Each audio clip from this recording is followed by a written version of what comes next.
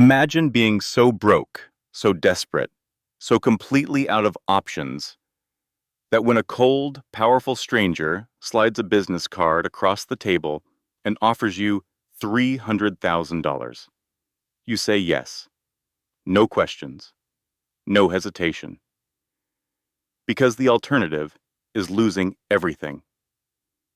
What Arya didn't know was that saying yes meant walking straight into a family of wolves, where one wrong word could end far more than just the contract. Welcome to a channel where mafia power meets raw human emotion, stories about dangerous love, unbreakable family ties, and the moments that reveal who people truly are.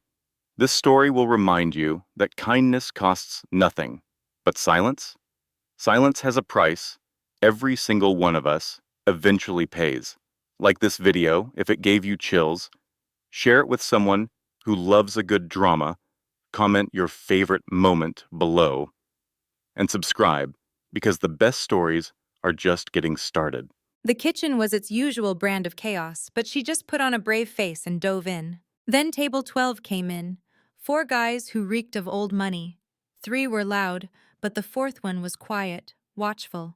I watched Arya approach them with her practiced smile. The loud ones ordered expensive scotch without even a glance. But the quiet one, he really looked at her. He studied her face with an intensity that was unsettling, like he saw more than just a waitress. He had these dark, assessing eyes. She brought the order to the bar, and I could tell the cost of the drinks, $300 a pour, shook her. That was rent, groceries, a moment to breathe. I asked if she was okay, but she just gave a tired excuse. For the rest of the night, I noticed the quiet man's eyes following her. It wasn't predatory, more calculating. He was watching her like she was a problem he was trying to solve. Then one of the guys actually snapped his fingers at her for the check. Classless. He ordered the entire dessert menu, making a crack about his quiet friend Dante. So that was his name. Arya's professional mask was starting to slip. She went to the kitchen, which was a war zone since we were so short-staffed, and loaded a tray that was way too heavy for one person, a disaster waiting to happen. I wanted to yell, "Make 2 trips!" But I didn't. I just watched. And then Marcus, the busboy, came barreling around a blind corner and slammed right into her. The tray went flying. It was a nightmare of sugar and cream. The entire dining room went quiet. The worst of it, a creme brulee, landed perfectly in Dante's lap. Chef Anton stormed out, screaming that she was fired. That's when I moved. I walked out from behind the bar. "It wasn't her fault," I said, my voice clear in the silence. "Marcus hit her. I saw it all." The tray slipped. From across the room, I saw it happen in slow motion. The wobble, the desperate correction, and then the creme brulee flying through the air. It splattered across Dante Morelli, a man whose suit probably cost more than my car. I froze, just like everyone else. My own tray felt welded to my hands. For 5 years, I've followed the #1 rule: keep your head down. But watching the color drain from Arya's face, a sick feeling twisted in my gut. I should have done something, anything. Instead, I just stood there as he rose, his expression a mask.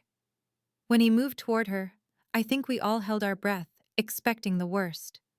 He wasn't yelling, which was somehow worse. He just handed her a small white card. Then he was gone, leaving a silence so thick you could taste it. I watched Gerald, our manager, steer Arya toward his office. Another one bites the dust, I thought, and the shame felt like I'd swallowed rocks. We all knew about her dad, the mountain of bills she was under. We'd all been there, one bad night away from disaster. I'd seen good servers get fired for less. Marcus, Gerald had told me once, had worked here for 5 years without incident. That was me. The guy who never made waves. The guy who watched a terrified kid get dragged to the gallows and didn't say a word. But then, the whispers started. Morelli had paid for the whole table. And the tip? $2,000, specifically for her. When Gerald handed her the check, I saw the disbelief on her face from across the hall. It wasn't relief, it was fear. A different kind of fear. Money like that from a man like that never comes for free. I wanted to warn her, to tell her to be careful, but the words got stuck. My silence felt heavier than ever, a betrayal of one of our own. I just watched her walk out, the check clutched in her hand like a ticket to somewhere she didn't want to go. I went home that night and couldn't shake the image of her face. My own place isn't much better than hers probably is. Cracked plaster, a neighbor who yells at the TV all night. I thought about that business card. A name and a number. An impossible choice for a girl drowning in debt. We're all just trying to survive in this city, but tonight I felt like part of the problem. My silence, my inaction, it was just another shove sending her toward the edge. I had stayed in my lane, kept my head down, and it had worked for me. But watching her, I realized survival can look a lot like abandoning someone else. A couple days later, it was Christmas, and the restaurant was dead. I didn't expect to see her, but she came in for a shift she'd picked up. She looked exhausted, but different. Worn down, but with a new, brittle edge to her. I kept waiting for the right moment to say something, to ask if she was okay, but the moment never came. I was a coward. I just poured coffee and cleared tables while she moved like a ghost through the dining room. At one point, I saw her staring at her phone, her thumb hovering over the screen, and I knew she was thinking about that call. I just prayed she'd make the right choice, whatever that was.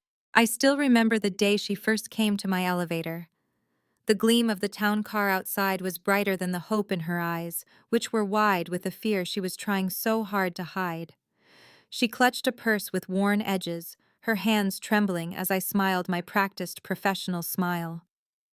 I announced the penthouse floor, and the silence as we ascended felt heavy, thick with everything she wasn't saying. The doors opened directly into his world, a place of cold marble and high ceilings, and I watched her step out of my little cage and into a much larger one. I took Mr. Morelli up not long after. He had that look powerful men get, like the whole world is just a chessboard, and he was about to move his next piece. She was that piece. I knew it. When she came back down hours later, she looked hollowed out, like she'd agreed to something that had cost her more than the check she was hiding in her coat pocket. He'd made her an offer, one a girl in her position couldn't refuse. I'd seen it before. It's a kind of quiet violence that happens in places like this, and my job is to just polish the brass and pretend I don't see the tarnish on people's souls. She must have asked why. Why her? I can just imagine his answer, cold and practical. He didn't want a partner. He wanted an employee for a 5-day job, a temporary wife. For $300,000 he was buying her story, her face, her integrity. I watched them leave the next day, him pointing out little things, coaching her on how to stand, how to look at him. My own hands clenched on the controls. I was an accomplice, a silent witness paid to ferry victims to the altar of a rich man's whims. The guilt was a physical weight in my gut. I've seen his family. The word complicated doesn't even begin to cover it. The men carry themselves with a casual danger, the women with a brittle, weary elegance. When he told her there were rules, I knew he wasn't lying. That rule about never being alone with the other men? That wasn't a suggestion. It was a survival guide. I polished the mirrors in my elevator and saw the reflection of a coward who smiled politely while a young woman was being sold a beautiful lie that could get her hurt. I was just another part of the scenery, as silent and complicit as the marble floors. He told her it was for her protection. A gilded cage is still a cage. She was walking into a nest of vipers, armed with nothing but a contract and a desperate hope that $300,000 could buy her a new life. I wondered if he knew, or cared, what that kind of money costs. For 5 days, she would have to become someone else, someone who belonged in his world of casual cruelty and immense power. I prayed she would make it through, that she wouldn't lose herself in the role she was being paid so handsomely to play. I remember the first day I saw her. I brought the lunch tray out, and she was perched on the edge of the sofa, looking like a bird ready to fly at the slightest sound. The contract folder was on the table between them. I knew its kind. I've worked for the Morellis for 20 years. I know a business arrangement when I see one. A deep sigh I'd learned to hide stayed in my chest. He was handsome, of course, and she was lovely, but the air was thick with desperation, not romance. She picked up that heavy pen of his, her hand trembling, and I felt a familiar ache. I should have said something, made an excuse to interrupt. Anything. But I just stood there, silent. After she signed her name to that cold piece of paper, he called her Mrs. Morelli. The sound of it in this house felt like a ghost. When he brought her to the dining room, I saw the truth up close. Her eyes, wide and scared, took in the long, empty table. She was just a child, really. I served the meal, my movements practiced and quiet, assessing her the way you assess a new vase. Beautiful, but you wonder how long it will last in a house like this. I wanted to tell her to run, to take the money and disappear before this family swallowed her whole. But I just nodded and asked about coffee, my voice a servant's, not a friend's. While they ate, I tidied the living room, but I could hear the murmur of their voices. It started as an interview, him grilling her about her life. I caught words: Queens, father, sick. Then his voice changed. It softened when he mentioned his own mother. I stopped polishing the silver, listening. For the first time in years, Mr. Dante sounded less like his father and more like the boy I used to know, the one who'd lost everything. He was connecting with her over a shared grief, a language that money can't speak. A tiny, fragile seed of hope began to sprout in my heart, right next to the guilt. I heard him tell her she was strong, that her father left her something real. It was more kindness than I'd seen him show anyone in a decade. When they moved to the study to construct their story, I cleared the plates, my mind racing. I thought of his father, a man who became a ghost in his own home after his wife's death. Mr. Dante had raised himself, and he'd built walls so high no one could get in. But as I watched him with this girl, I saw him pointing to a door in that wall, showing her the way inside. I prayed she was strong enough for what she'd find there. For hours, their voices droned on from the study as they wove their fiction. A charity gala, a whirlwind romance, a secret wedding. I dusted the hallway, my silence making me a part of their conspiracy. Every lie they crafted was another thread in a net pulling her deeper into our world. They talked about why she would marry him, and he said it was for love. The words, spoken in that room of cold leather and colder secrets, sounded like a prayer from a man who had forgotten how. I felt a pang of regret for every time I'd seen his loneliness and said nothing. Later, I was passing the study and the door was ajar. I saw him reach for her. My heart stopped. But it wasn't what I feared. He was just showing her how to stand close, how to hold his hand. He was gentle, his voice low, coaching her on how to fake an intimacy that was painfully absent in this house. She looked terrified, but she was listening, breathing, trying. That's when I knew I couldn't just stand by any longer. That night, long after he'd retired, I made a cup of chamomile tea, the kind my mother used to make for me. I brought it to her room, knocked softly, and just held it out. For sleep, I whispered. It was all I could do, a small truth in a house full of lies, model. When she came back 5 days later, the look in her eyes was worse than before. It wasn't fear anymore. It was the chilling emptiness of someone who'd seen too much. As she was waiting in the lobby, his grandfather, Lorenzo, cornered her. His voice was low, but his intentions were clear. She flinched, and right then, after a lifetime of looking away, I didn't. I hit the button, the doors slid open with a soft chime, and I held them.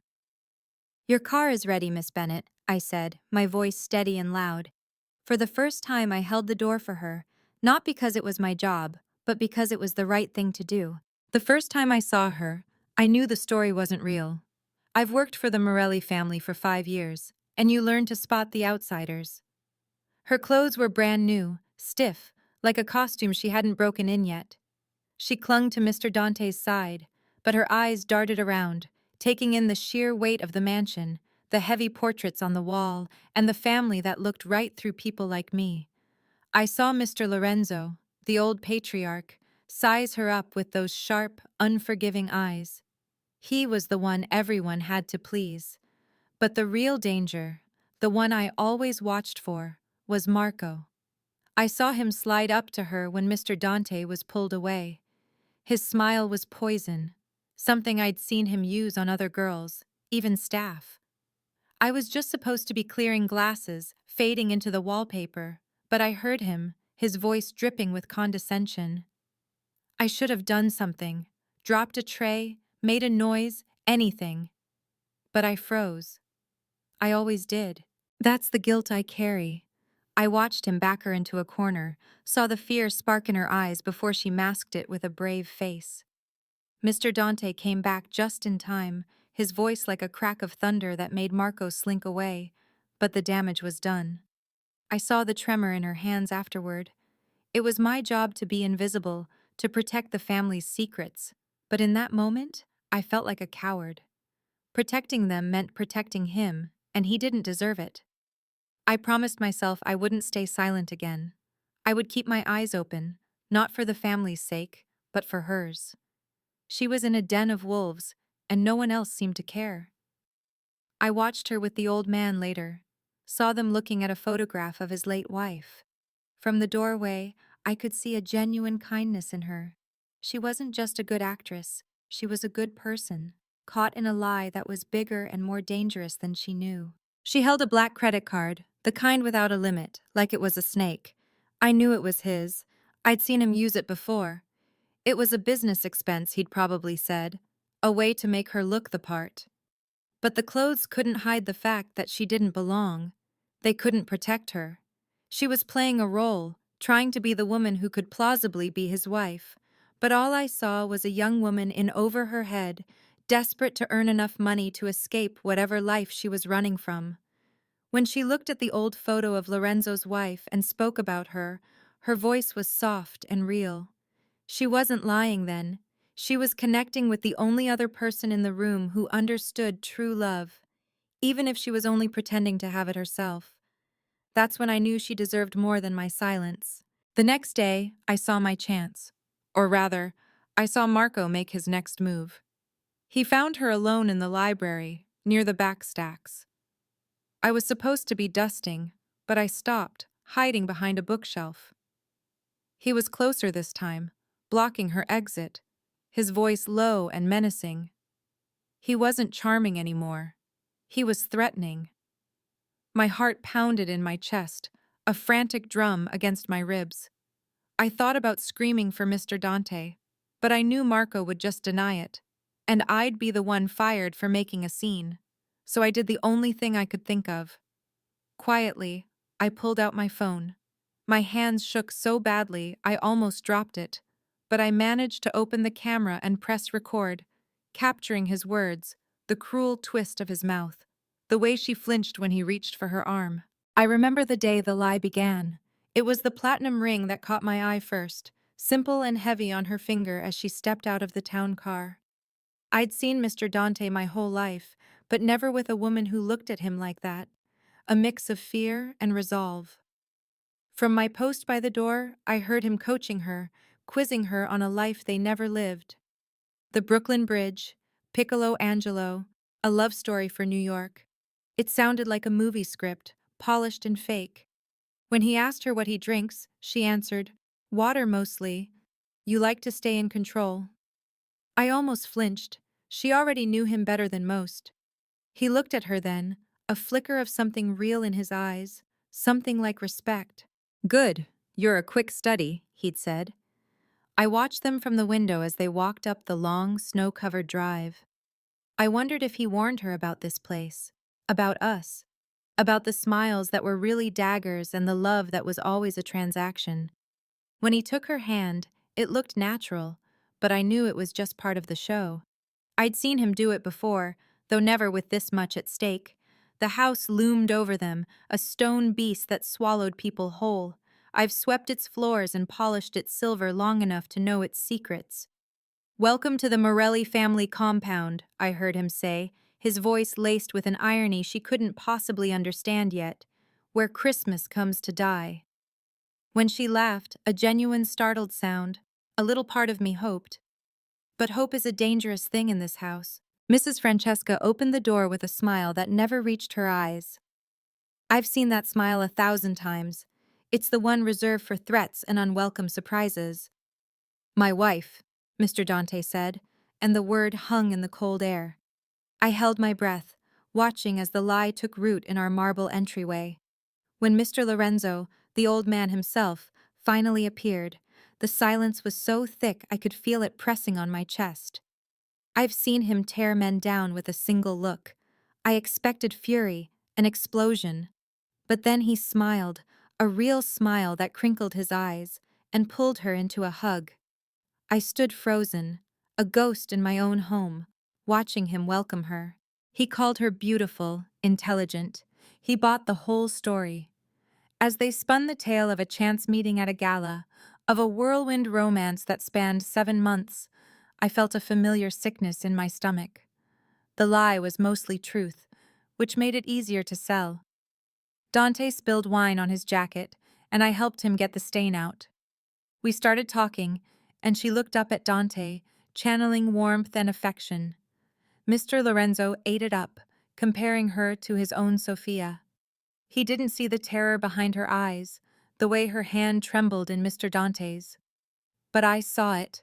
I saw it all, and I said nothing. The library was worse. The cousins, Mr. Enzo, Miss Gabriella, and him, Mr. Marco. When Mr. Dante made the introduction, the air turned to ice. I was pouring drinks, my hands steady from years of practice, but inside I was shaking for her. I watched Mr. Marco circle her, his eyes stripping away her composure layer by layer. He moved like a predator, all smooth confidence and veiled menace. He took her hand, but instead of shaking it, he brought it to his lips, his gaze a physical touch that made even me feel violated. I saw the steel in Mr. Dante's posture as he stepped in, pulling her away. That's when I knew this was more than just a lie to please the old man. It was a cage, and the wolves were already circling. Later I brought fresh towels to their suite in the east wing. The door was ajar, and I heard them talking. "We're married," Dante replied. "Separate rooms would raise questions. Don't worry, I'll sleep on the sofa." I saw her standing by the window, looking smaller than ever in that enormous room, a prisoner in a gilded cage. I saw the exhaustion on her face, the weight of the part she was playing. That night, I watched from the shadows of the hallway as Mr. Marco spoke on the phone in low, urgent tones, mentioning a private investigator and the name Arya Bennett. The guilt that had been simmering in my chest for hours boiled over. I couldn't speak out, not without losing everything. But I couldn't stay silent either. I slipped back to the kitchens, found a pen, and scrawled 4 words on a crisp napkin. "Marco is digging. Be careful." I folded it small and, with my heart pounding, slid it under their door. It wasn't much. It wasn't enough. But it was a start. I remember the first time I saw her walking into that dining room. It felt like watching a lamb enter a lion's den, and my cousin Marco was the one licking his chops. She was clinging to Dante, and I couldn't blame her. I saw the way Marco watched her from across the table, like he was already figuring out how to pull her apart. I should have done something right then, said anything. But I stayed quiet. We all did. That's the family way, and I hate myself for it. Dante tried to shield her, but in a room that vast, under a chandelier that dripped judgment, there was nowhere to hide. 14 of us, all pretending this was just a normal family dinner, when it felt more like an inspection. I'm ashamed to admit I was part of the problem. "So you're a waitress?" The words just came out, born of simple curiosity, but Francesca, my aunt, she took that little thread and wove it into a whip. Her smile was pure venom as she talked about Arya's upgrade from serving tables to being a Morelli. I watched the color rise in the poor girl's neck and felt a knot of guilt in my stomach. I'd helped put her on that pedestal for everyone to judge. Dante's hand found hers under the table, a small anchor in the storm I'd helped create. But when our grandfather Lorenzo shut it down, the verdict was already in. She was a gold digger, an outsider. I tried to smooth things over, asking about the proposal. It seemed like a safe, romantic topic. Arya told a story about the Brooklyn Bridge at sunset that was so perfect, so beautiful, it almost made me believe it. She looked right at Dante as she spoke, and for a second, I saw them not as a lie, but as a love story. Then I saw my grandfather, his old eyes soft with belief, and the guilt came crashing back. We were all feeding this sweet old man a fantasy, and it felt incredibly cruel. He spoke of soulmates, and I felt like a fraud just for listening to her beautiful, fabricated tale. Then Marco spoke, and the warmth from Grandpa's words vanished.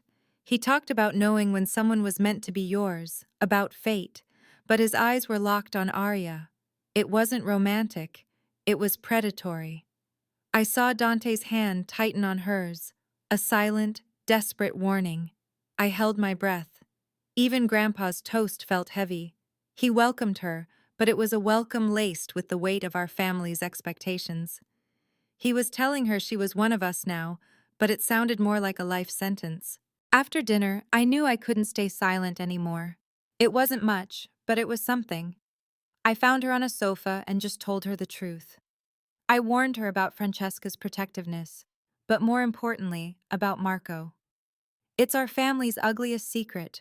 We all know what he is, and we all look the other way. Telling her to be careful, to not be alone with him, felt like the first honest thing I'd done all night. She deserved to know the kind of danger she was really in. She listened, and for a moment, I felt a flicker of hope that she was strong enough to survive us. And then, of course, he appeared. Marco dropped into the chair opposite us, that smug smile plastered on his face. I tried my usual trick, a sharp, teasing insult to deflect him, but he ignored me, his focus entirely on Arya. He asked her about the cultural gap, his voice dripping with condescension. That was it. I saw the fear in her eyes, and I knew I couldn't just watch anymore. Before she could answer, I stood up, grabbed her arm and said, "Come on, I need to show you the gardens." It was a small thing, a flimsy excuse, but as I pulled her away from him, it felt like the bravest thing I'd ever done, model. He didn't touch her for long. Mr. Dante's father walked in, and Marco straightened up, all innocence again, leaving her pale and shaken. But I had it. I had the proof. For the rest of the day, I felt the phone burning a hole in my pocket. I waited, my stomach in knots, until after dinner when Mr. Dante was walking to the study alone. I intercepted him in the hall. My voice was just a whisper. "Mr. Dante?" I said, not meeting his eyes. He stopped, surprised that I'd spoken to him directly. I didn't say another word. I just pushed my phone into his hand, the video already open on the screen. "He cornered her in the library," I managed to get out. "This time, you have proof." I didn't wait for his reaction. I turned and walked away, my heart still racing, but for the first time in a long time, it wasn't just from fear. It was from a flicker of hope. I saw him with Mr. Lorenzo an hour later, his face grim, my phone still in his hand. I don't know what happened in that room, but as I walked away, I felt the weight of my silence finally begin to lift. It was a small thing, a 2-minute video on a cheap phone. But sometimes, a little bit of truth is all you need to bring the whole house of lies crashing down. And I hoped, for her sake, that it would be enough. I still remember the first day she came here. She looked like a bird that had flown into the wrong window, all nerves and wide eyes. When Mr. Lorenzo spoke to her in that quiet way of his, I saw a flicker of panic. I polished the silver in the hall, close enough to hear Mr. Dante tell her she'd done well, that it was half the battle. But I saw Mr. Lorenzo's face. He knew something was off. Later, I saw the light on in their room, his old room. He was on the sofa, she was in the bed. I'd worked here for 5 years and had never seen a husband and wife sleep like that. A cold guilt settled in my stomach. I knew this was a performance, and I was just another silent spectator to whatever was about to unfold. I just prayed it wouldn't end badly for her. The next morning, I overheard them talking before I brought the coffee. He spoke of consequences, of his grandfather's memory. She spoke of what was at stake. It wasn't about money, not really. It was about loyalty and betrayal, things this family takes more seriously than anything. He told her they could make her life difficult, and the way he said it, I knew it was an understatement, not a threat. I felt a pang of fear for this stranger. She was stepping into a cage made of money and tradition, and I wasn't sure she understood how strong the bars were. When I brought in the breakfast tray, she was dressed in a cashmere sweater that cost more than my rent.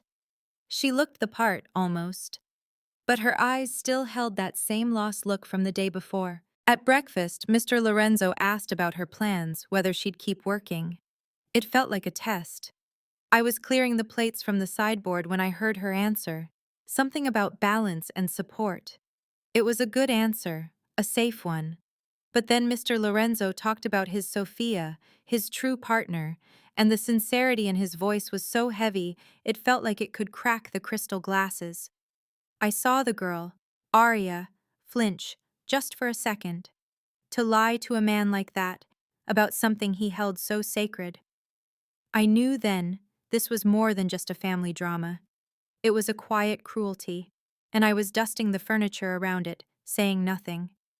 I just kept my head down and hoped no one would notice me noticing. The house filled up around noon. It was always a beautiful kind of chaos when the whole family arrived for the holidays. But this time, it felt different, tense. I watched as Arya smiled and smiled until her face looked like it might break.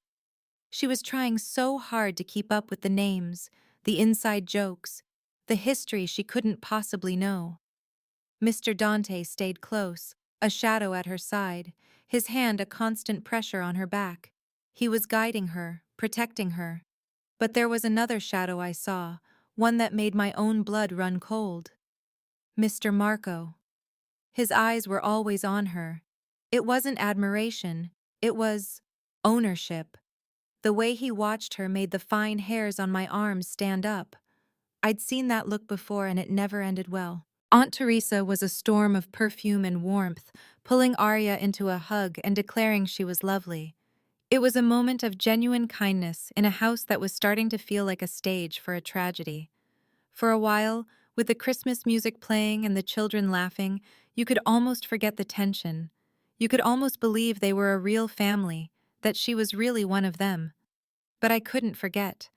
Every time I refilled a glass or cleared a plate, I'd see him. Mr. Marco, at the edge of the crowd, just watching. His stare was a physical thing, a weight in the room that only Arya and I seemed to feel. I kept telling myself it wasn't my place. I was just the help.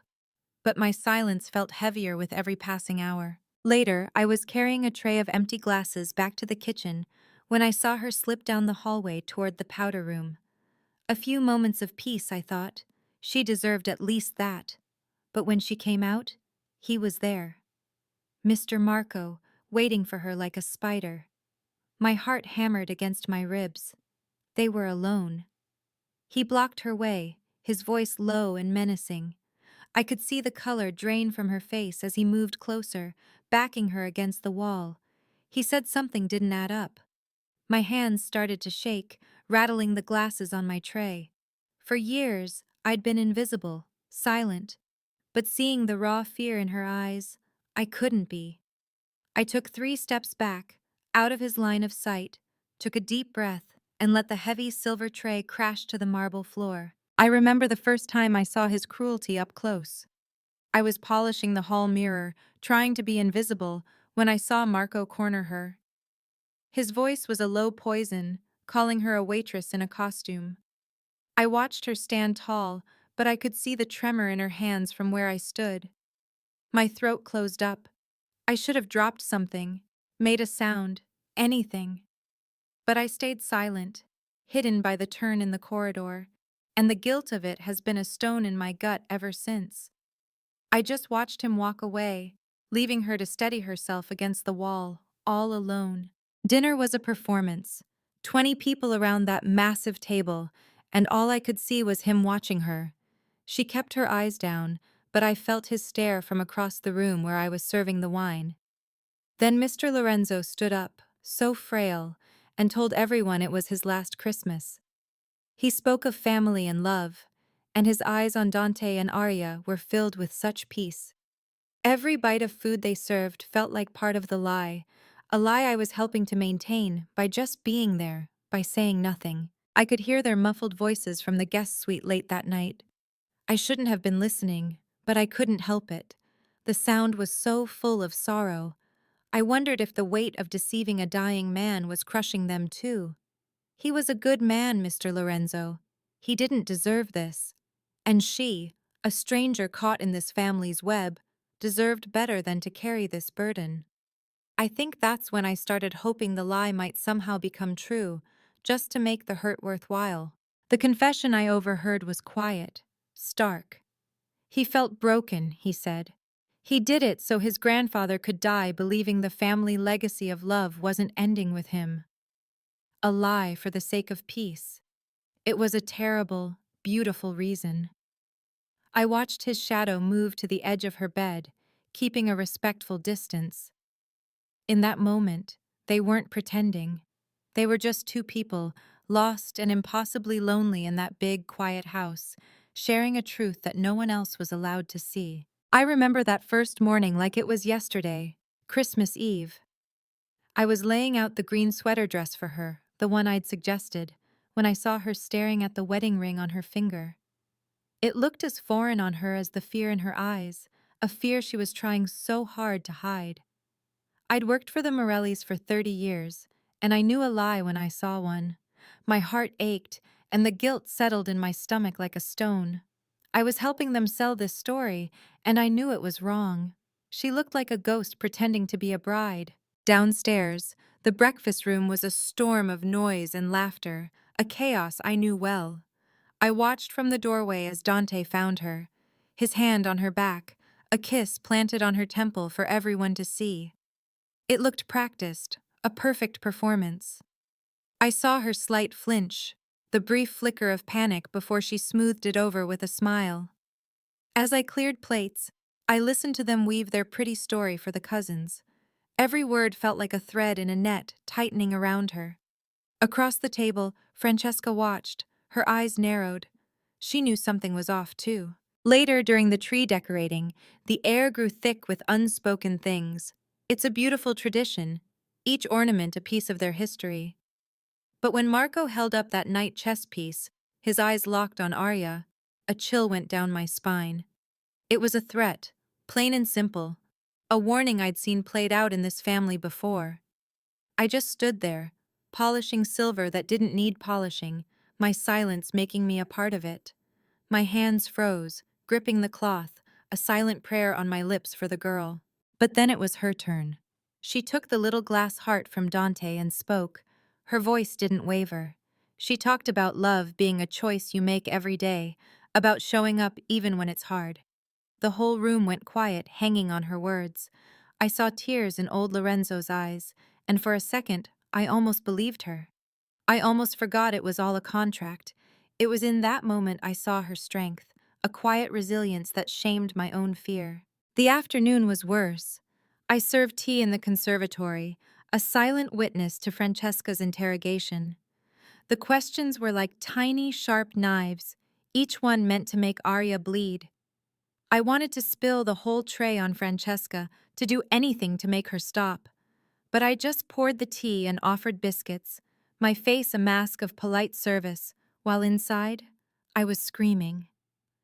Arya never faltered, though. She built her beautiful lies with pieces of truth, her voice steady.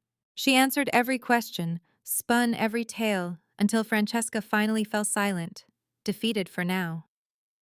When the others left, Arya just sat there for a long moment, the fight draining out of her. I went to clear the cups, my heart pounding. I couldn't stay silent anymore. I paused by her chair and leaned in, whispering so only she could hear. Your father was right, dear. You just keep showing up. She looked up, her eyes wide with surprise, and I gave her a small, secret smile before walking away. It wasn't much, but it was a start. The next afternoon, the women were laughing in the conservatory. I heard Arya speak of him, not the boss, but the man. She defended him, and the affection in her voice was real. I think she was just realizing it herself. But then Marco appeared, his presence souring the air. I just wanted to borrow my new cousin, he'd said, and the hairs on my arms stood up. I promised myself I wouldn't just stand by again. I wouldn't be a coward twice. I saw the trap being set the moment Marco mentioned old photographs. I've seen him use that bait before. My mouth opened, a protest ready, but his voice cut through the room, sharp and dismissive. He was family, for heaven's sake, he insisted. I saw the fear in Arya's eyes, a cornered look I knew too well. Before I could find my courage, Gabriella stood, a shield of breezy nonchalance. She did what I couldn't. My hands trembled around my teacup as I watched them go, shame a bitter taste in my mouth. Gabriella, always so much braver than she looked. The air was thick with relief when they returned without Marco. He'd stormed off, his frustration a storm cloud no one dared acknowledge. I watched Gabriella talking quietly to Arya, her hand a firm, protective weight on her arm. I didn't need to hear the words to understand. Marco had tried, and Gabriella had stopped him. She had done what I had failed to do for years, stand up to him. My silence felt heavy, a stone in my gut. I had seen him operate this way before. Always charming, always predatory, and I had always looked away. Dinner was an exercise in tension. From my seat, I watched Arya cling to Dante's side, a small ship in a stormy sea. Marco's gaze was a physical weight on her, a constant, ugly pressure from across the glittering table. I saw Dante notice, his hand finding hers, his entire body a silent warning. I prayed it would be enough. I prayed my family wouldn't fail this girl, this newcomer who had walked unknowingly into our private wars. My own inaction earlier felt like a fresh wound. Then my father, Lorenzo, stood. His words about family, about protecting our own, landed like a judgment. Don't wait until you're dying to realize it, he said, and I felt tears burn my eyes. Had I protected Arya? No, I had sat by, a coward, and let my niece do the hard work. When he raised his glass and the room echoed, "To family," the word felt like ash in my mouth. I saw Dante holding Arya's hand under the table, a silent promise, and I felt a sliver of hope. I remember the moment the illusion of a perfect Christmas Eve shattered. Dante had just given Arya a rare book, and the look on her face was worth more than the entire estate. It was tender and real. But my stomach was in knots because I knew what she didn't. I'd seen my cousin Marco circling her all afternoon, his charm as thin as ice over a deep, dark lake. I saw him try to corner her by the library, and I just kept walking. My silence felt like a stone in my throat. So when he approached them, his voice slick with wine, asking for a dance, I knew. I knew the piece was over. Dante's refusal was quiet, but it was a blade. No. Marco pushed, his words turning ugly, aimed right at the heart of their arrangement. Some waitress you barely know, he sneered. That's when I saw a side of Dante I'd only ever heard rumors about. It wasn't loud anger. It was a chilling, focused rage that made the air go cold. He moved so fast. 1 second he was by Arya, the next Marco was slammed against the wall, the force of it rattling a portrait of our great-grandmother. The entire room froze. In the dead silence, I felt a terrible mix of fear and relief. Someone was finally making him stop. When my grandfather Lorenzo's voice boomed, demanding an explanation, Marco played the victim. My blood ran cold. Grandfather scanned the room, his gaze finally landing on Gabriella, who had been with Arya all day. I saw her hesitate, the fear of family drama warring with the truth. My heart hammered against my ribs. I couldn't speak, but I could act.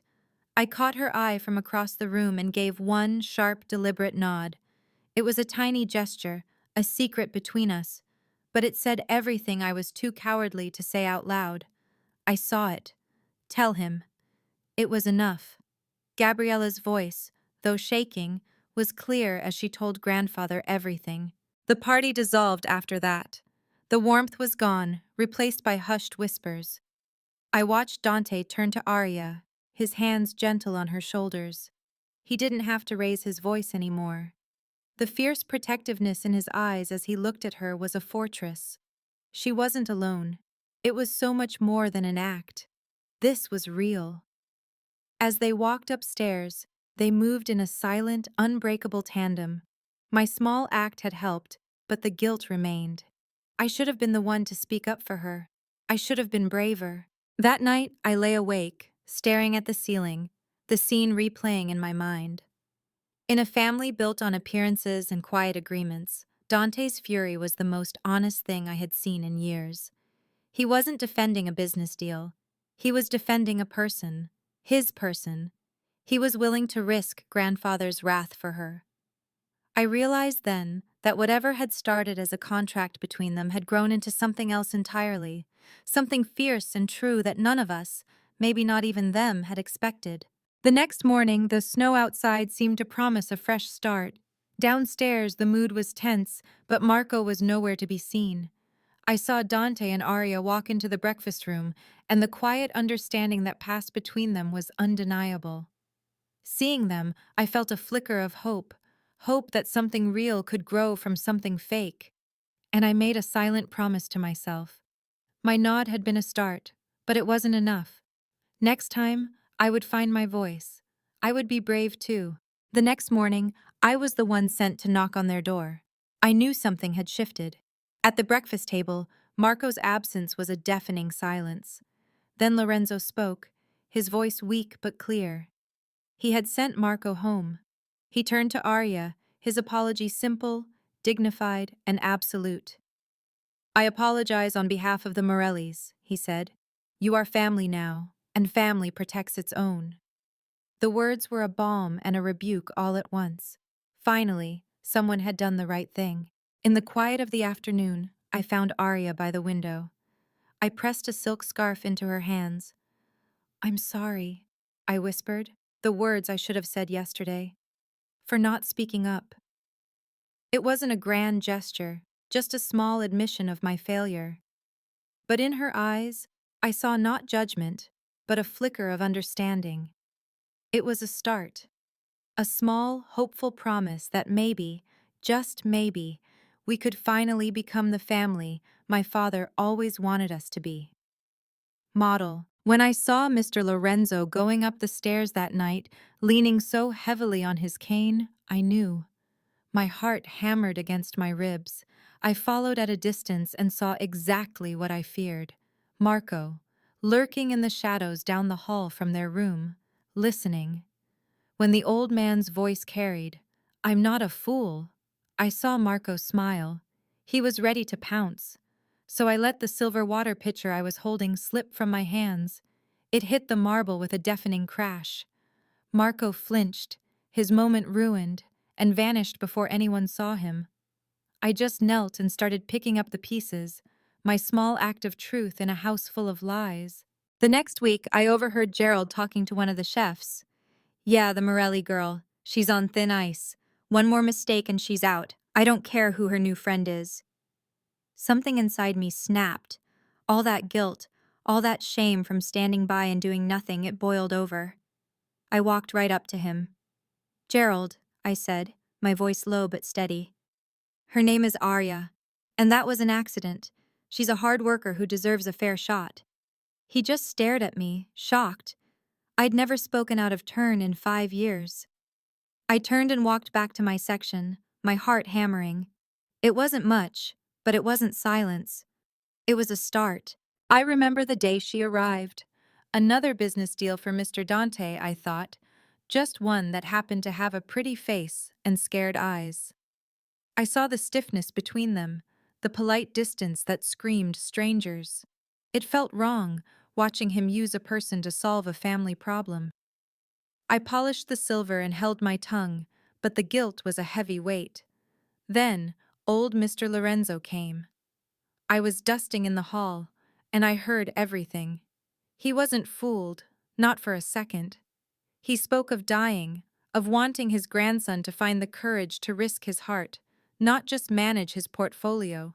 He saw the truth behind their lie, and instead of anger, offered them a blessing. He gave them hope. It was a hope I hadn't let myself feel for them until that very moment. When Mr. Lorenzo left, a heavy silence settled over the room. I lingered, pretending to straighten a picture frame. Then I heard Mr. Dante's voice, without its usual armor. He told her the money was hers no matter what, but that he didn't want her to go. He admitted that for 5 days, she had chipped away at the walls he'd spent a lifetime building. He talked about how empty his life had been, a truth I'd seen for years in the lonely quiet of this penthouse after everyone else had gone home. He was admitting he needed her, and my breath caught in my throat. I had been so wrong about him, about everything. His voice grew softer as he listed the little things he'd noticed about her, the way she took her coffee, the books she read. It wasn't the talk of an employer, it was the talk of a man who was paying attention. I heard him ask her to give them a real chance, to just see what might happen between them. He laid his heart bare right there in the living room, telling her he was falling for her. It was unplanned, unwanted, but undeniable. I pressed my back against the wall, a silent witness to a confession that could change everything. All my regret for staying quiet morphed into a fierce hope that she would say yes. I heard her fear, the tremor in her voice as she called it a gamble. And I heard his reply, that he'd rather be terrified with her than safe by himself. That's when I knew what I had to do. Tiptoeing to Mr. Lorenzo's study, I found the small silver-framed photo he kept on his desk.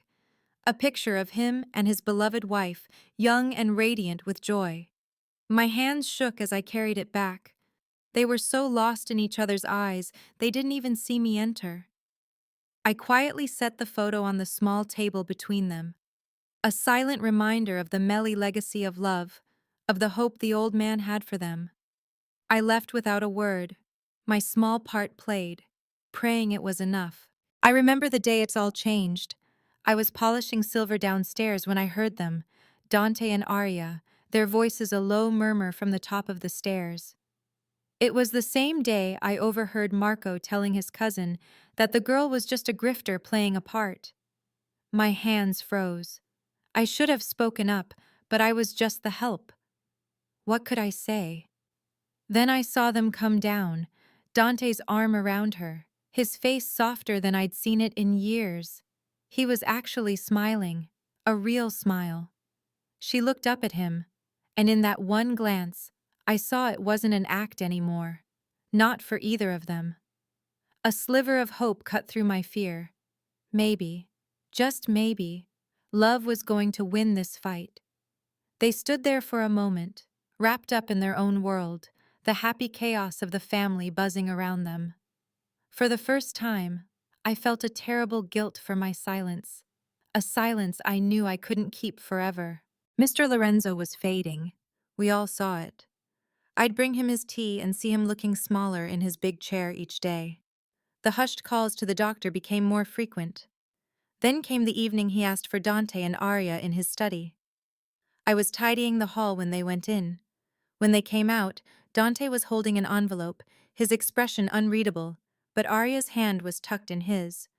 Later, as I turned down Mr. Lorenzo's bed, he looked at me, his eyes clear for the first time in weeks. "They'll be okay, Elena," he'd whispered. He knew Marco would make trouble. He'd tried to protect them with a letter, a final blessing. He believed in them, and I felt shame for not having his courage. I knew I was a witness to something real, something worth defending, but I kept my head down and said nothing. The news of his passing came at dawn, 3 days later. The call shattered the morning quiet. I went to Dante's room with coffee I knew he wouldn't drink and found him sitting on the bed, just broken. Arya was behind him, holding him together with just her arms. she never left his side. At the funeral, watching them greet hundreds of people, her hand in his was the only thing that seemed to keep him standing. He spoke of his grandfather's belief that love was worth any risk, and I knew he was talking about her. I saw the whole family, united in their black clothes, but I could feel the fracture lines just beneath the surface. My silence felt heavier than ever, a stone in my chest. I knew a storm was coming for them, and I had done nothing to help build them a shelter. After, the penthouse was so quiet. He'd come home late from managing the estate, a ghost haunting his own life, and she would be there. She'd have dinner waiting. I'd be cleaning the kitchen and see them, just talking. I saw her cover him with a blanket when he fell asleep on the sofa. I saw them building a life in the small, quiet moments nobody else was around to see. That was the truth of it. It wasn't about the money or the will.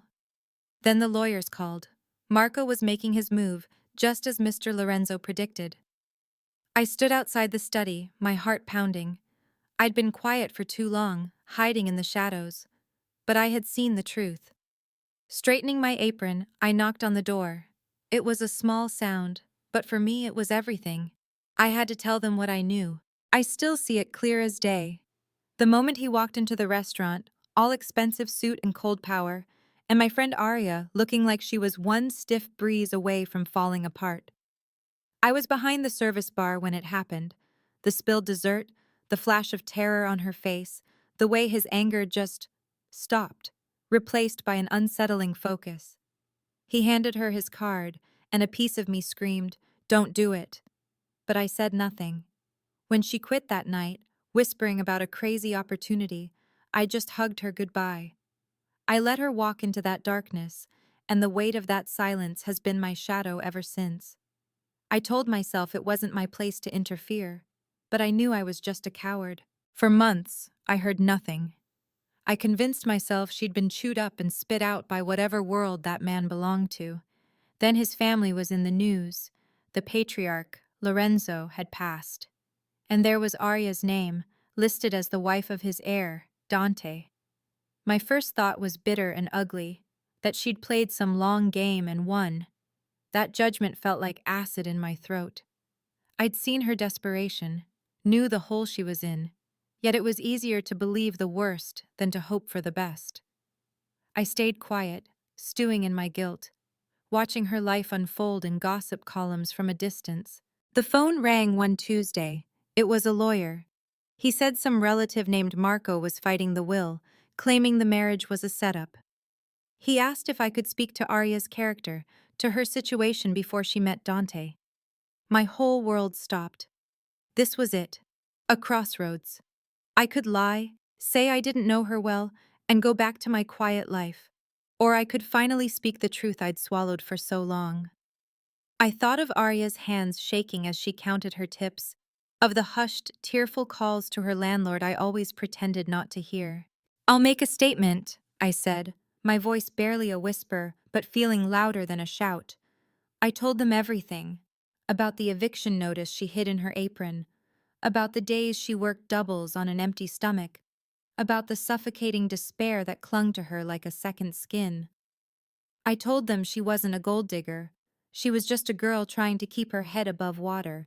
It wasn't some grand gesture, it was just me, finally telling the truth. It was the least I could do to make up for my silence. A few weeks ago, I saw a notice for the grand opening of a new community center. It's in the same building where we used to work, offering job training and classes for people needing a fresh start. There was a picture of them, Dante and Arya, cutting a ribbon. Her hand rested on her stomach, and the smile on her face was real, radiant. For the first time since she walked out that door, I felt a flicker of hope, not just for her, but for me too. I finally did the right thing. My small, overdue act of courage didn't change her world, but it helped protect it, and it finally let me breathe again. This content was carefully researched, developed, and manually edited by our team to deliver meaningful stories with valuable life lessons. Every narrative is crafted to entertain, inspire, and empower our audience. We believe that great stories can change lives, and we are committed to bringing you content that matters. Thank you for being part of our community.